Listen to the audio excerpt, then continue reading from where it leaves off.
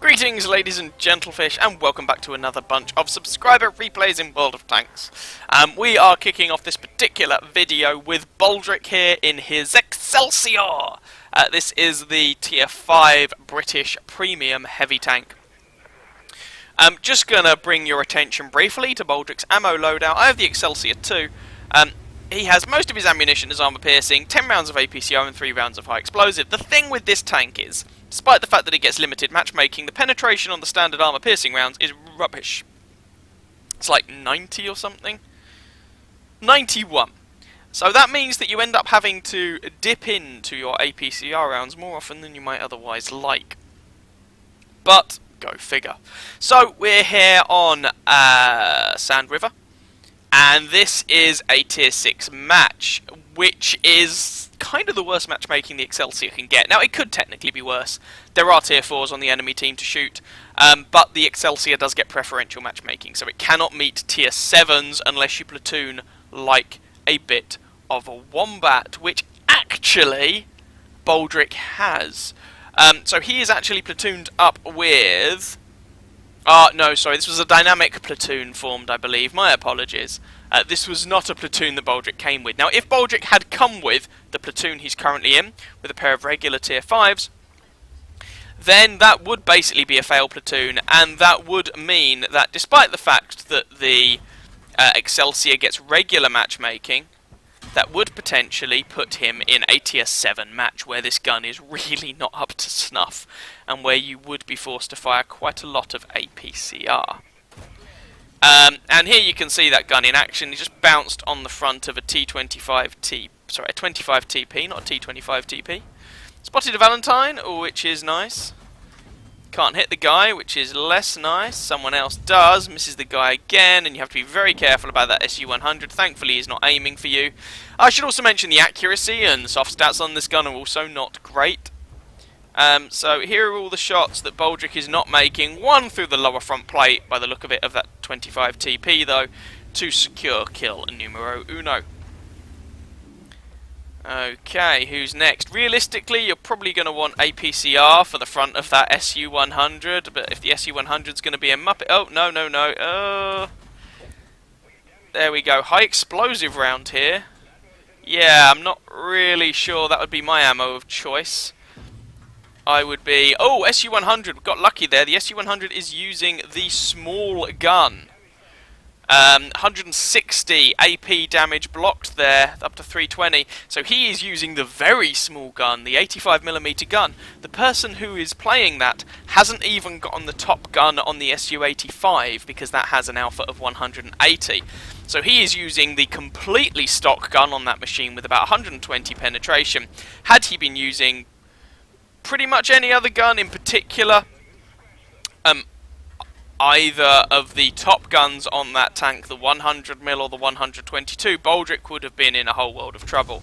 Thankfully, he's not. Baldric has switched to the APCR here to deal with that SU-100 and then the T-34-85, who manages to bounce on Baldric's front. That's a bit careless of him. Now, Baldric doesn't really necessarily want to use AP on this 25 TP, but perhaps you can see why I take more than 10 rounds of APCR on my Excelsior. It is not the cheapest tank to run, because sometimes, frankly, you just need it to do anything.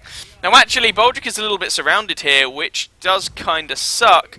So he's turning around to deal with someone, but it's not working. Now, what you can do with the Excelsior, it has relatively good bum armor, so you can actually bounce a reasonable amount with your backside. Your side armor is not great, but the problem comes when you run out of APCR and you're against tier 6s.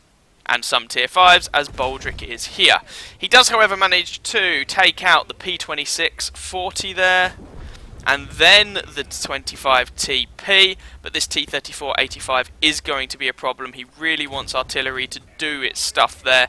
Nice shot into the cupola on the T-34-85, good job, and the preferential angle down onto the upper frontal plate. And the lack of additional angle that the T-34-85 was using allows Baldric to finish him off with armor piercing. Whew. 4 kills, 1,524 damage, 661 assistance, and it looks like, well, this game should be a win, but that was a bit of a frantic engagement there. Lovely little fight in order to try and secure that. I'm just going to speed this along a little bit, because whilst the Excelsior is not a particularly slow heavy tank, it is still a heavy tank at the end of the day. Which means that it's not the fastest machine in the world.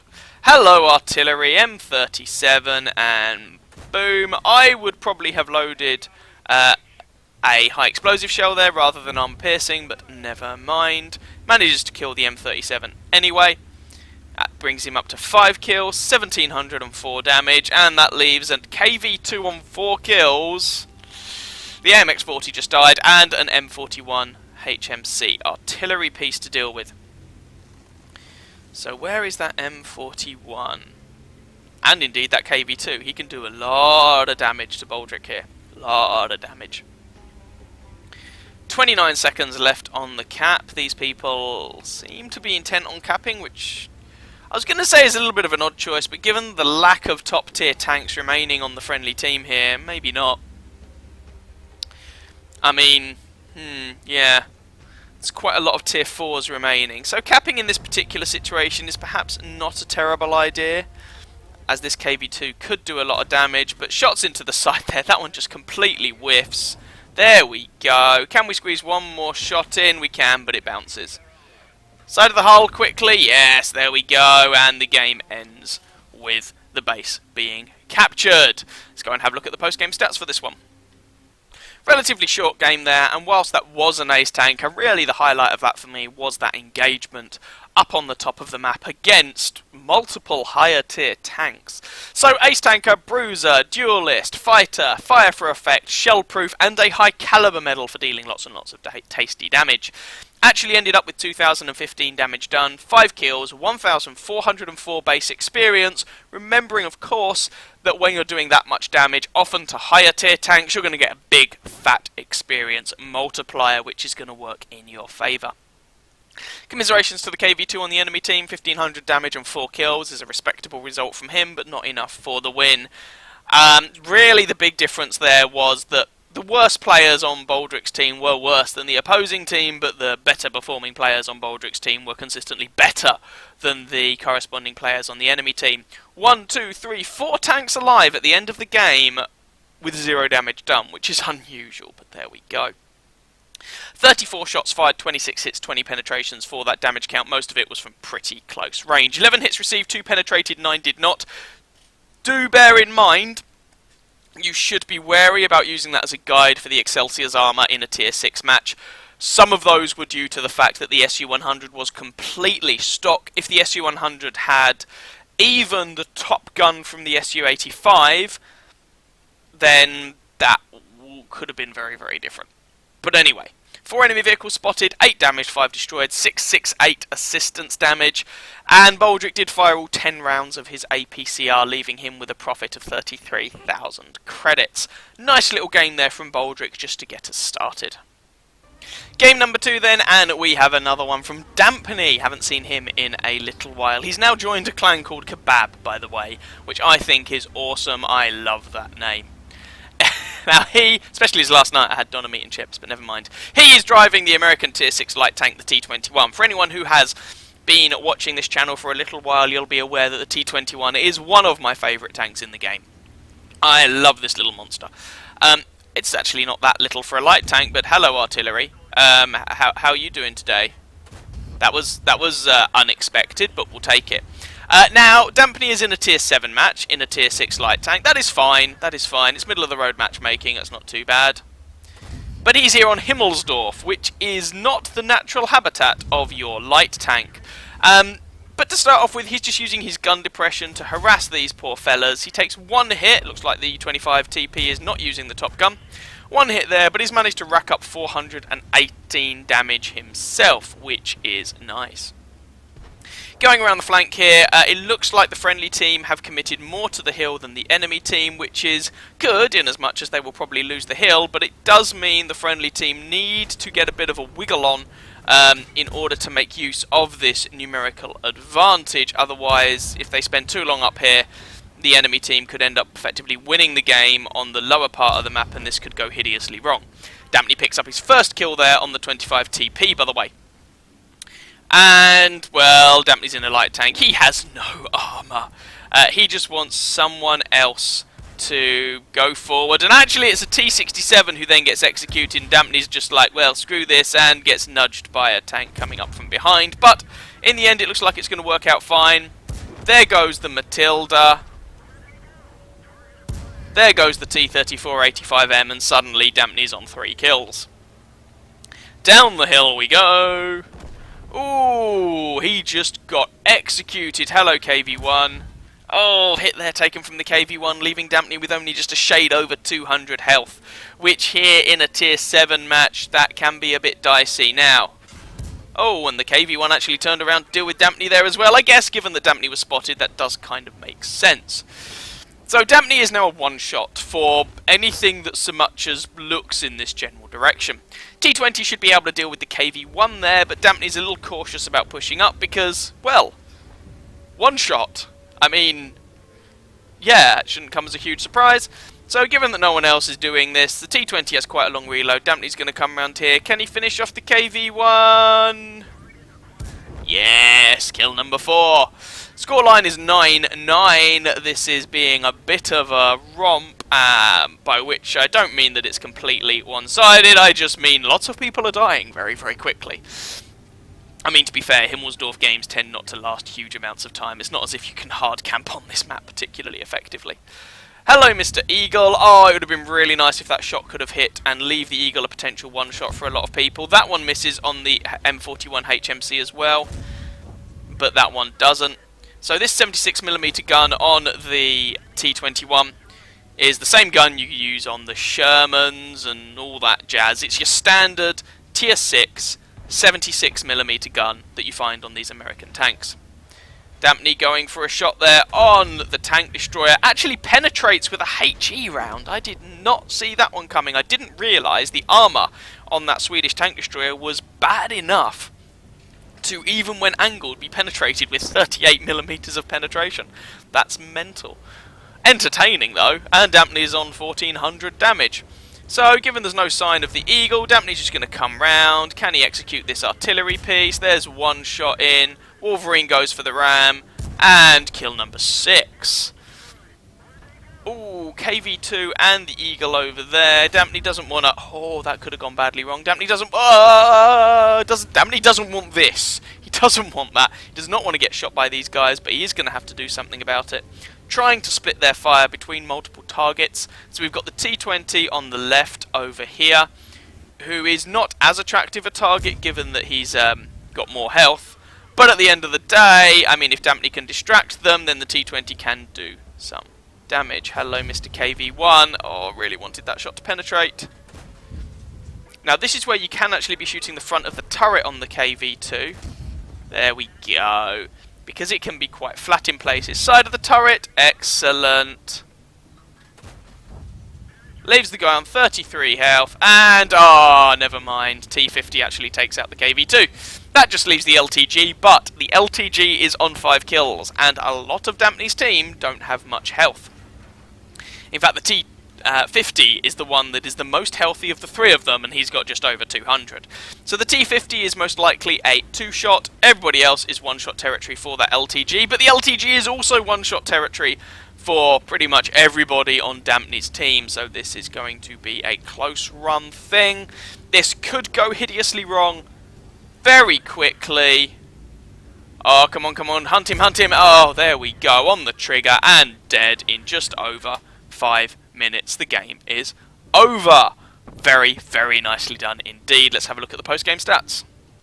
So, Ace, Tanker, Bruiser, Fighter, Duelist, my apologies, Fire for Effect, High Caliber, Top Gun, and the Pascucci's Medal for those 2 artillery kills. 2,032 damage done, 7 kills, 1,244 base experience for a rather unconventional win in a light tank on Himmelsdorf. That is not the natural habitat of light tanks, that map, but nonetheless Dampney did very well.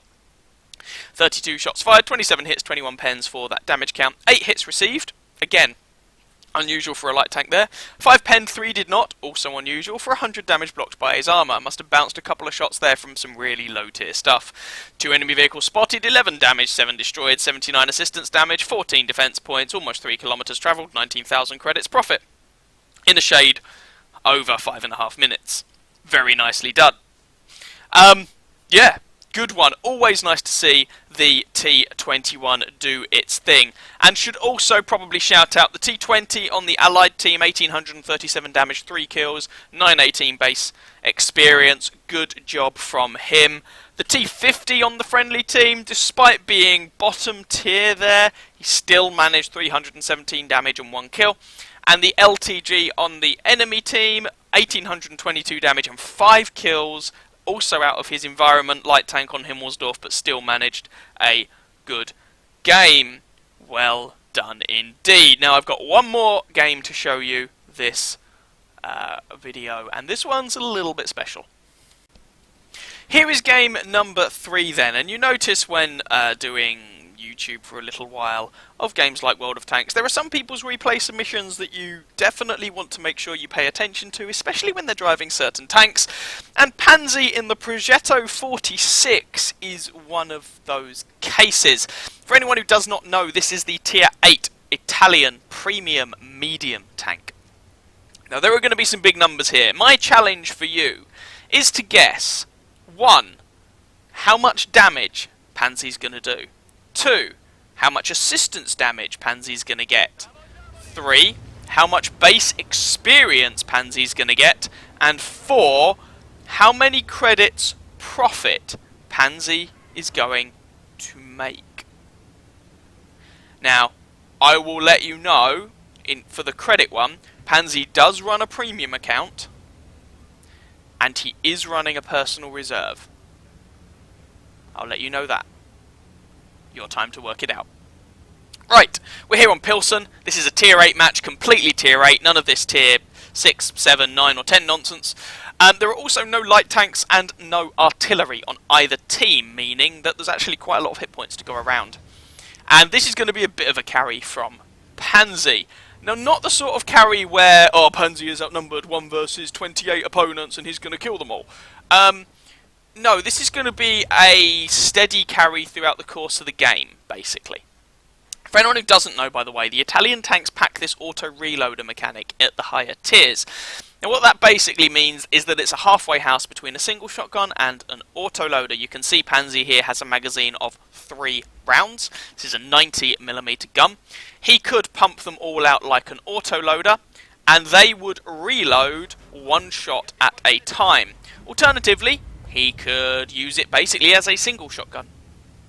Now what you find is that if you use these Italian auto-reloaders like a single shotgun, it tends to be an inferior gun compared to a comparable gun at the same tier and whatnot that is single shot. If you use it as an autoloader, it tends to be inferior to a comparable autoloader. The benefit you get is being able to mix it up and modify what you're doing based on the situation. So you can see a couple of speculative shots Panzi took there as a single shotgun, and that's the sort of thing you wouldn't have wanted to do in an autoloader because you're then going to have a long reload on your magazine.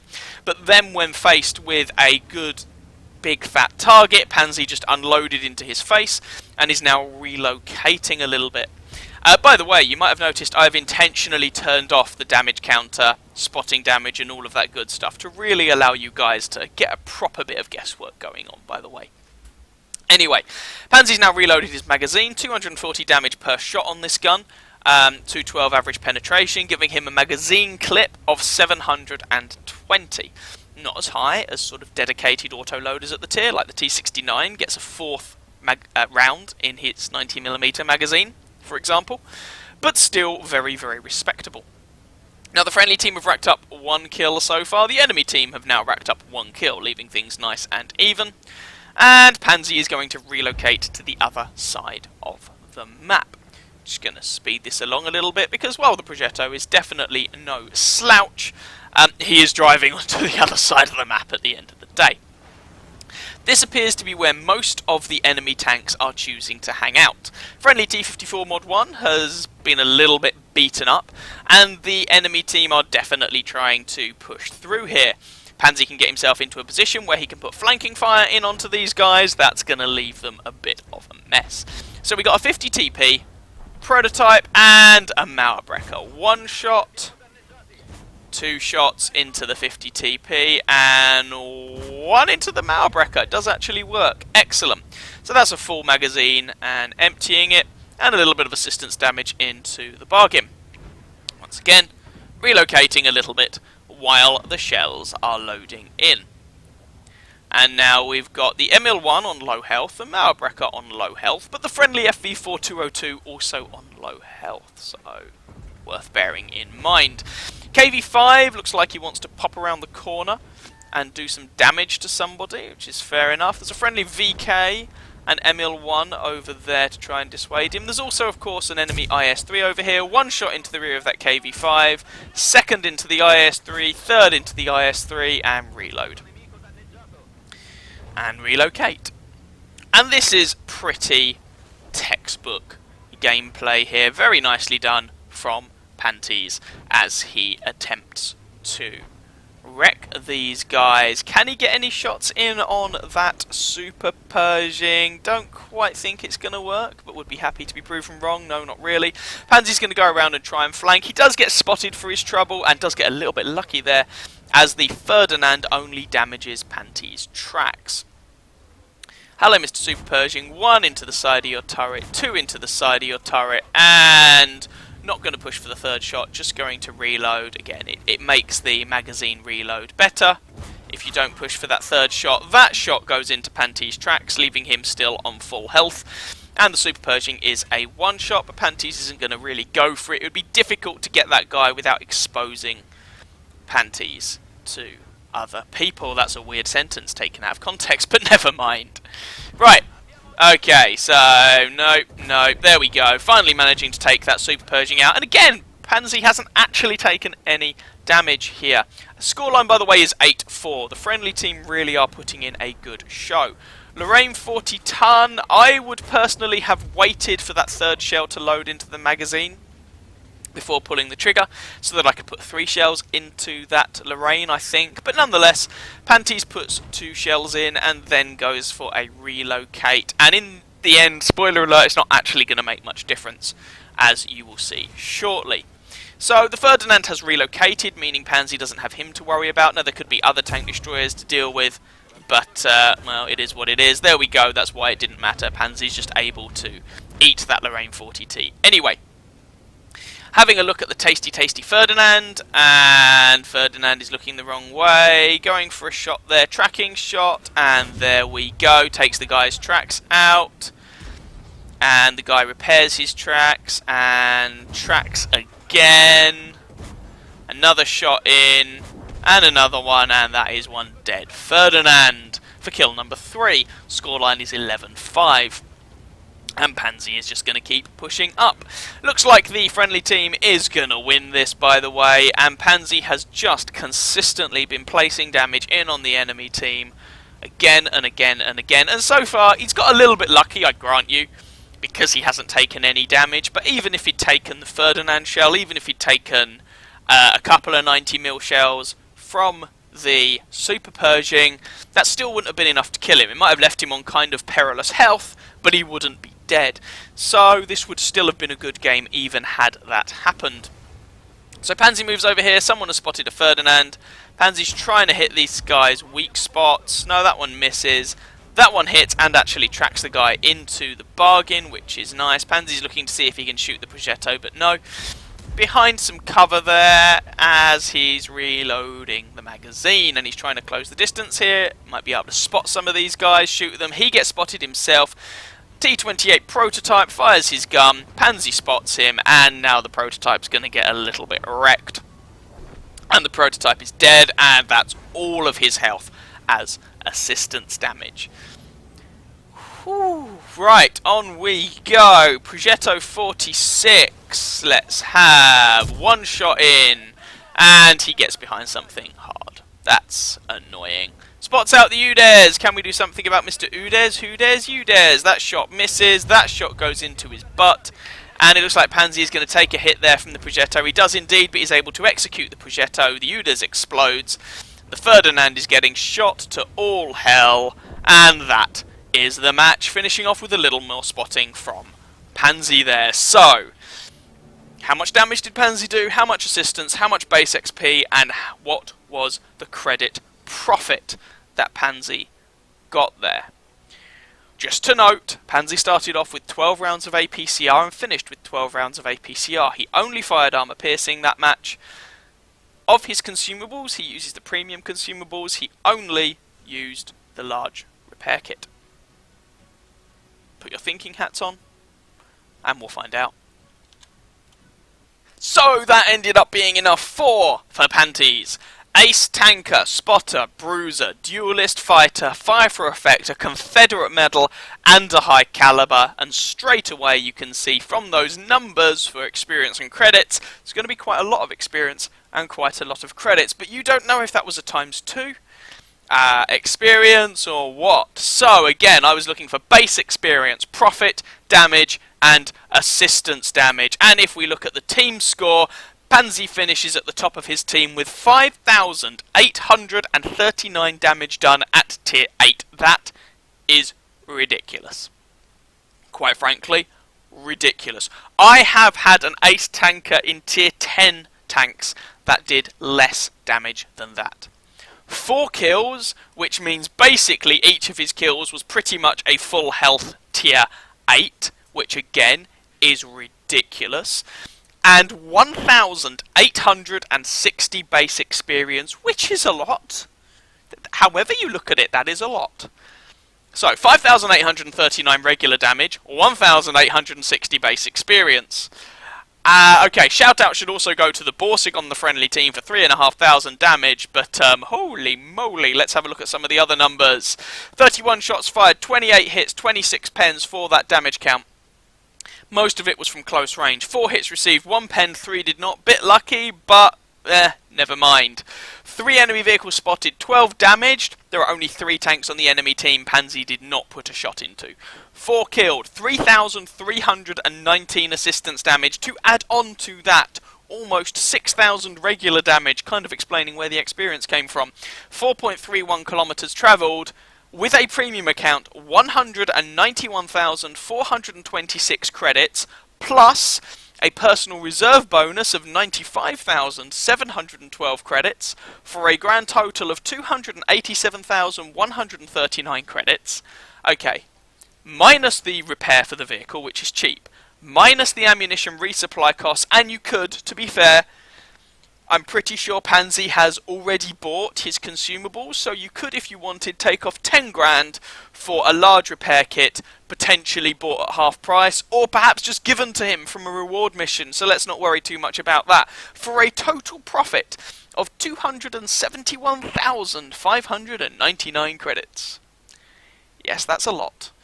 Even without a premium account. With a standard account, that would have been 175,885 credits. Sorry, Loki just asked if that was a free tier 2. No, that's like a tier 6, maybe? Tier 5? Something like that? Just completely, just there. Just there. That is redonkulous. 1,860 base experience. Oh, but we've got a premium account, so let's not worry about that. That 1,860 becomes 2,790 experience, plus 140 free experience, plus 279 for having a personal reserve running, plus 279 free experience for having a personal reserve going, for a grand total of 3,069 experience, plus 420 free experience. Imagine what that had been like had it been the first win of the day in a ×5 experience event. That would have been utterly absurd. It was absurd anyway. There we go. Panties destroying people with his Progetto 46. Yes, I said Panties destroying people. Anyway, I hope you guys enjoyed that trio of games. If you did, by all means feel free to catch some of my other videos and or subscribe to my channel. If you have a replay that you would like to submit, upload it to whatreplays.com. and then place the URL link in the relevant channel on the Discord server, and I shall take a look. And yeah, I'm not expecting every game to look like that, just for the record, but it's nice every once in a while to have a truly ridiculous game. Anyway, I will catch you guys hopefully in another video. Have fun doing whatever it is you're doing. Take care on that battlefield. Ciao, ciao.